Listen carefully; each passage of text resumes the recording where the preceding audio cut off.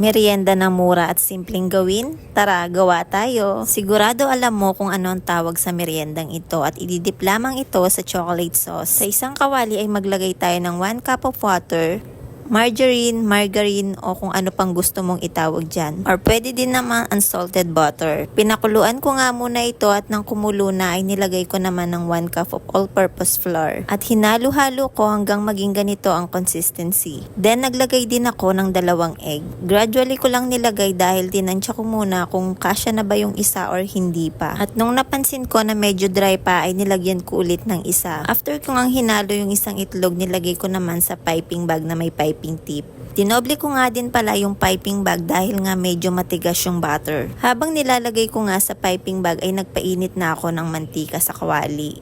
At nang mainit na nga ang mantika ay nagsimula na rin akong magprito. Sabi ko naman sa inyo medyo matigas ang butter kaya 2 kamay ang pinangpipiga ko. Mas maganda nga dito ay dapat naka-deep fry para crispy ang kalalabasan. Nakarami din ako ng gawa dyan kahit konti lang yung recipe na ginawa ko. At pwede nyo rin itong inegosyo basta mag-costing lang kayo ng maayos. At pag napansin ninyo na medyo brown na ang kulay, pwede na ninyo itong hanguin. Katulad ng nasa video. At pagkahangon nyo nga neto ay lagyan nyo din siya ng asukal at cinnamon. Ako kasi asukal lang ang nilagay ko. At para sa sauce ay nagtunaw lang ako ng chocolate. Ito na ang ating masarap na churros.